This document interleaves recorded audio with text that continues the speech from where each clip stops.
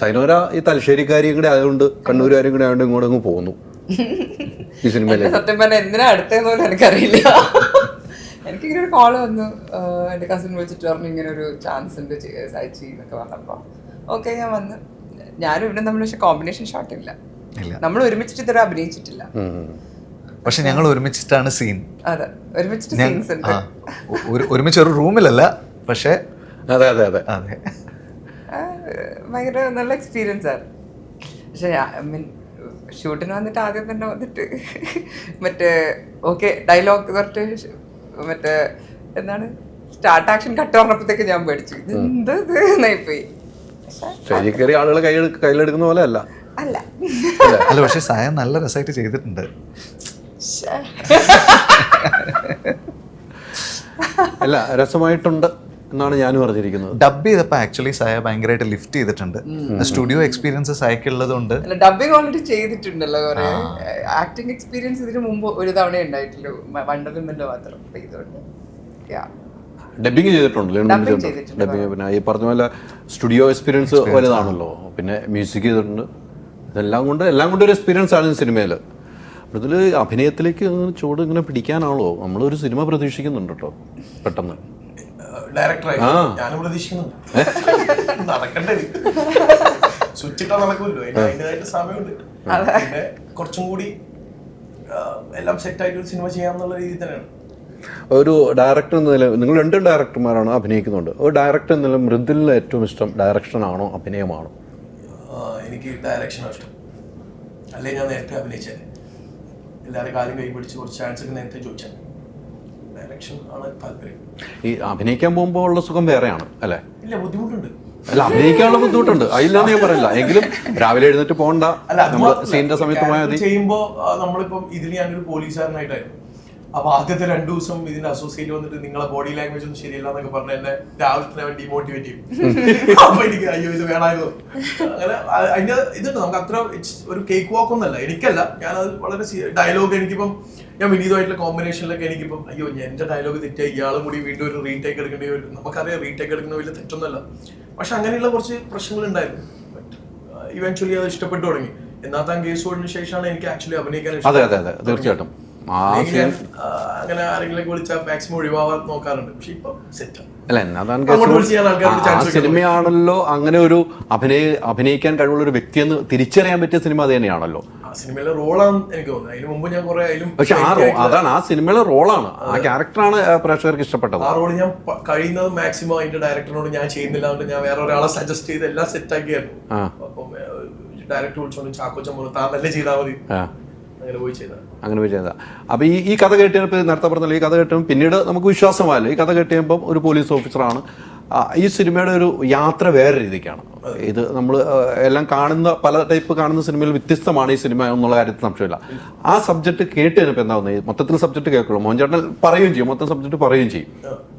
എന്നെ ആദ്യം വിളിച്ചത് വിനീതാണ്. അപ്പൊ ഞാൻ വിചാരിച്ചു വിനീതിന്റെ സിനിമയിലോ അങ്ങനെ എന്തോ വേറെന്തോ പരിപാടിക്കാ വിളിച്ചതെന്ന് ആദ്യം വിചാരിച്ചത്. ചിലപ്പം വിനീത് ചെയ്യുന്ന പടത്തിലോ അങ്ങനെ ഇങ്ങനെ ഒരു പടം എന്ന് പറഞ്ഞു. അപ്പൊ എന്നാത്താൻ കേസൂട്ടിൽ അടിപൊളിയായിരുന്നു അതിന് മുമ്പും പറഞ്ഞിട്ടുണ്ടായി.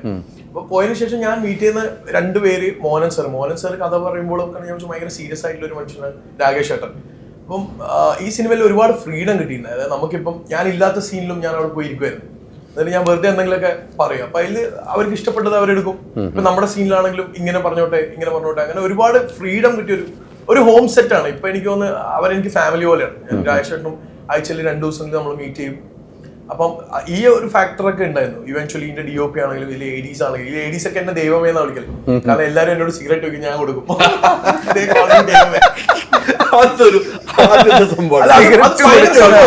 അല്ല അത് ആക്ച്വലി പറഞ്ഞാല് അതിലൊരു ഇതുണ്ട്. അതായത് ഞാൻ അസിസ്റ്റന്റ് ഡയറക്ടർ ആയിരിക്കുന്നത്, അസിസ്റ്റന്റ് ഡയറക്ടർമാർക്കാണ് ഏറ്റവും കൂടുതൽ പണി, ഏറ്റവും കൂടുതൽ തെറി വിട്ടുന്നതായിരിക്കും, ഏറ്റവും കുറവ് ശമ്പളമായിരിക്കും.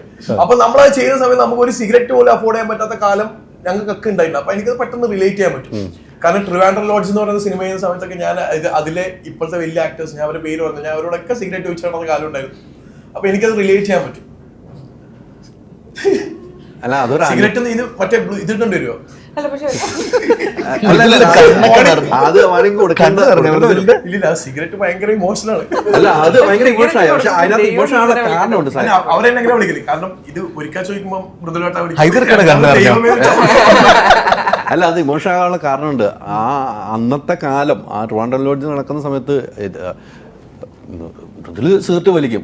ആ ഒരു സിഗരറ്റിന് വേണ്ടി പല ആളുകളും ചോദിക്കുകയും മേടിക്കാൻ പോലും ചില പൈസ ഉണ്ടാവില്ല. ഇല്ല, ആ കാലഘട്ടത്താണ്. അന്ന് ഒരു ആക്ടറിനോട് ഈ സിഗരറ്റ് ഞാൻ കണ്ടിന്യൂസ് ആയി ചോദിച്ചു, ഈ പടം കഴിഞ്ഞാൽ ഞാൻ രക്ഷപ്പെടുമോ? അപ്പൊ ഞാൻ ഈ പടം കഴിഞ്ഞാൽ നിങ്ങളാണ് ഏറ്റവും കൂടുതൽ രക്ഷപ്പെടുന്നത്. ആ പടം കഴിഞ്ഞപ്പോൾ അയാളുടെ ലൈഫിൽ അതേപോലെ സംഭവിച്ചു. അയാൾ ഇന്നൊരു വലിയ ആക്ടറാണ്. നിങ്ങൾക്കറിയാം, പേര് പറയണ്ട, കട്ട്. പിന്നീട് പുള്ളി പല ഇന്റർവ്യൂവിലും എന്റെ പേര് പറഞ്ഞിരുന്നു, ഇയാള് പറഞ്ഞിരുന്നു ഞാൻ ഇങ്ങനെ ആവുന്നത്. സിഗരറ്റ് കണക്ഷൻ ആണ്. അത് വല്ലാത്ത കണക്ഷനാണ് കേട്ടോ. ആ മൃദുല് മനസ്സിന്റെ ഉള്ളിൽ നിന്ന് തന്നെ പറഞ്ഞ കാര്യമാണ്. നമ്മൾ വേറെ ഒന്നും പോകാതെയാണ് പറഞ്ഞത്, വേറെ ഒന്നും ചോദിച്ചില്ല. ചോദിക്കാതെ തന്നെ മൃദുല് പറഞ്ഞത്. എന്നാ പിന്നെ ഒരു ബ്രേക്ക് എടുത്താലോ, ഒന്ന് വലിച്ചിട്ട് വരാൻ. അതെനിക്ക് ഇഷ്ടപ്പെട്ടു.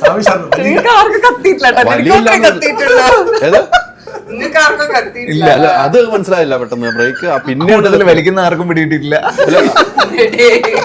മൃദുല് സ്വാമി ശരണം എന്ന് പറഞ്ഞ ഇപ്പം താഴ്ത്തുന്നത് ഞാനും മൃദുലും വലിച്ചിട്ടാ വന്നത്. ആണോ? മൃദുലപ്പുറം നമ്മള് വലിക്കുന്ന കാര്യത്തിൽ നമ്മൾ കുറവ്. പക്ഷെ ഇത് കട്ടയില്ല. ദൈവമേ, ഇതാണ് തമ്പിതാണ്. ദൈവമേ കാത്തോളി.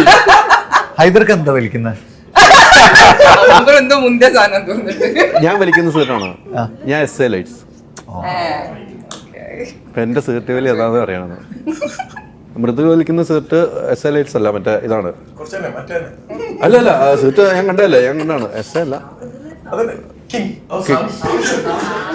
സ്വാമി വർക്കല്ല. സീറ്റ് മലയ്ക്ക് പോണുള്ളൊരു എതിരേ അല്ല. ആണോ? ഇനി എന്തെതിര്? കുംഭമേളക്കൊക്കെ ആൾക്കാർ സിഗരറ്റ് വലിക്കുന്നില്ല.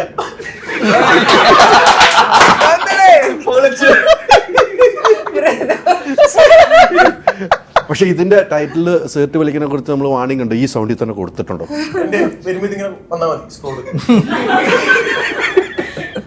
അല്ല അത് ഞാൻ നമ്മൾ ഇതിൽ അഭിനയിക്കുന്നവരേനുള്ളൂ. അപ്പം അത് സുബേറിന്റെ അടുത്ത് ഒന്നും കൂടെ പറയാം, മോഹൻ ചേട്ടൻ ഈ നിങ്ങളുടെ സൗണ്ടിൽ തന്നെ കൊടുക്കണം.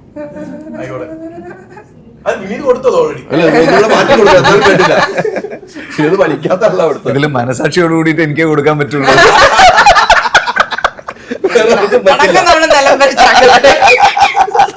പിടിച്ചത് അതൊന്നും അത്ര തെറ്റൊന്നുമല്ല. ഒരു ടെൻഷൻ അടിക്കുമ്പോൾ 2 സിഗരറ്റ് വലിച്ചാൽ ടെൻഷൻ പോയി, അത്രേ ഉള്ളൂ. പിന്നെ വലിക്കും. സിഗരറ്റായി ഒരു ജാതി. ഇതൊരു ജാതകമാണ്. സിഗരറ്റ് വലിച്ചാൽ ടെൻഷൻ പോലെ നമ്മള് വിശ്വാസമാണ് അല്ലേ മൃദുലേ? ലാസ്റ്റ് ഹോസ്പിറ്റലിൽ കളയുമ്പോൾ വലിക്കാൻ പറ്റില്ല, ആഗ്രഹിക്കാനേ പറ്റൂ.